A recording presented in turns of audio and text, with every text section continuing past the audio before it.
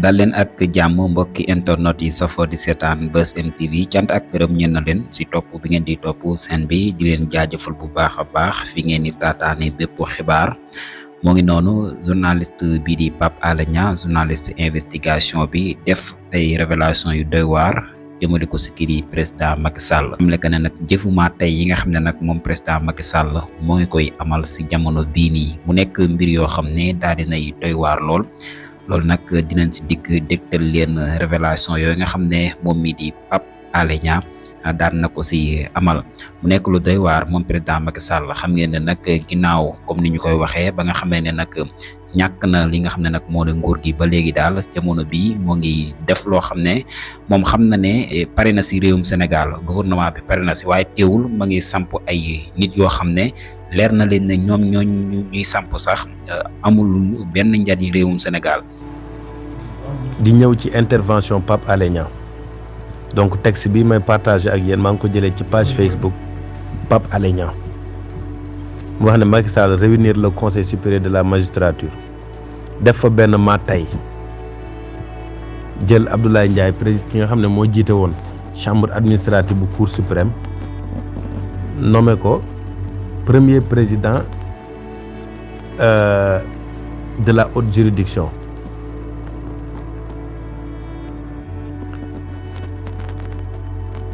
Abdoulaye Ndiaye remplacé foofu ci poste bi Siré Ali Ba nga xam ne dañu wax ne dafay retraité te pourtant ba mu war a retraité yàgg na mais dafa bàyyi ba ci diggante bi mu def yëf liggéey yu salte yooyu Macky signé na ay décret yu nga xamante ni dafa bëgg passation de service yi entre ñaari président yi Siré Ali Ba ak Abdoulaye Ndiaye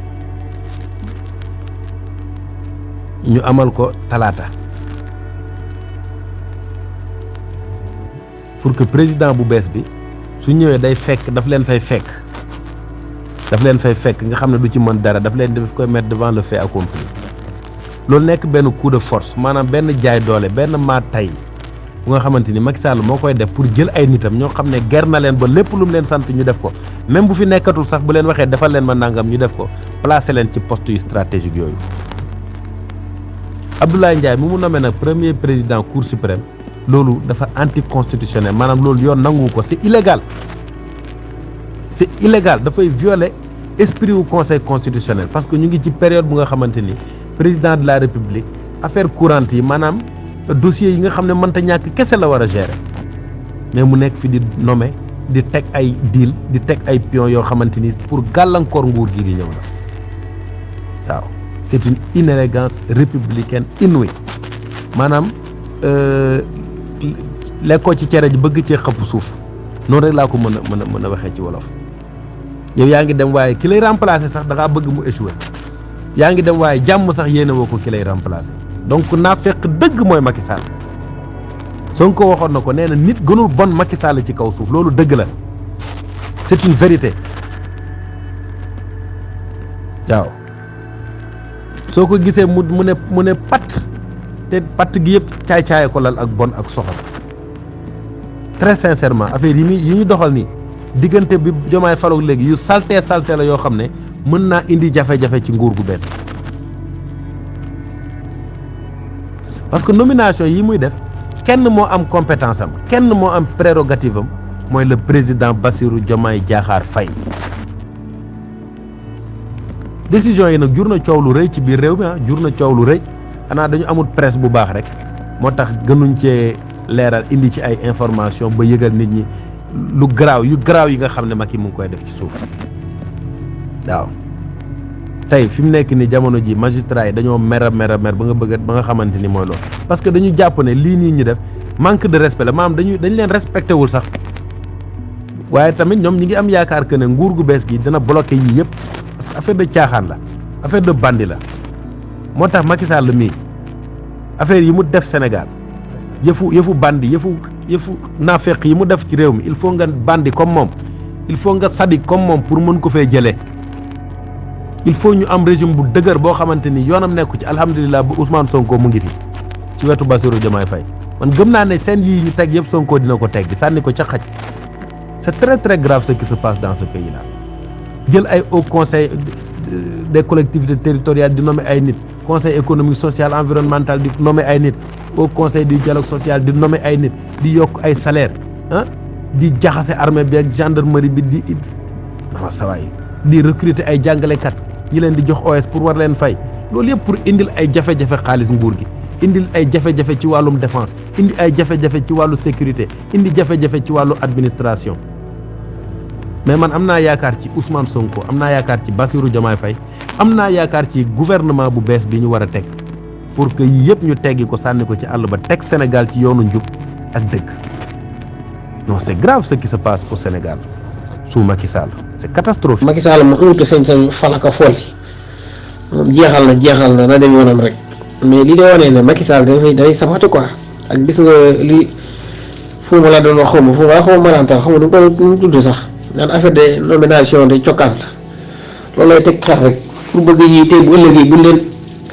di bind seen place yi ne fii di ñaxtoo ka ne ci mbedd mi di ñapp coow lu bëri waaye da xamul ne Sénégalais ñu njëkk pare ci lii du jàll waaw xam nga yow ngay def sa peuple ñoo nga ne lii du jàll kon xam nga ne kooku kii ñëwaat bu ñëwee da koy gën a yomb ci moom waaw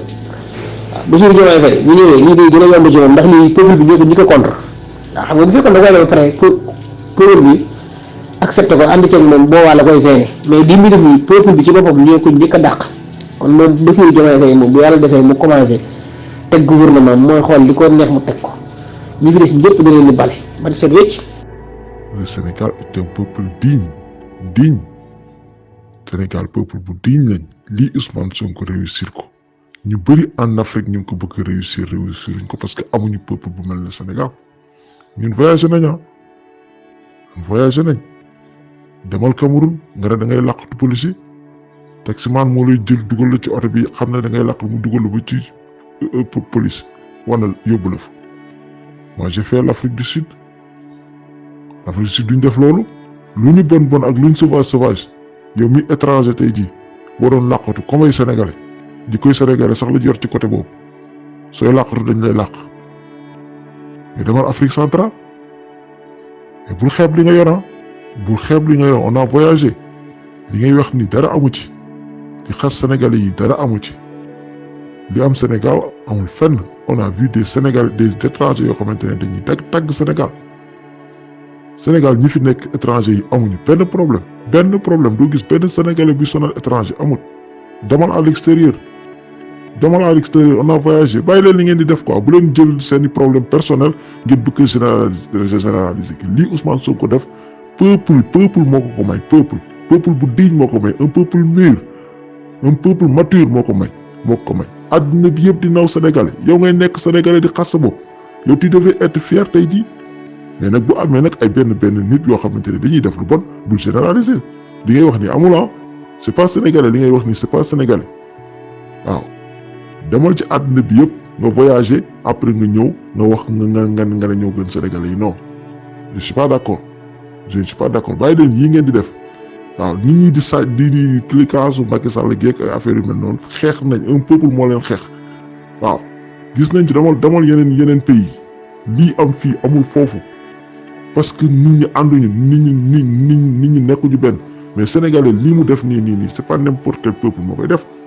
yow tu devais yow àdduna bi yëpp am fierté ci Sénégal yow amoo fierté sa bopp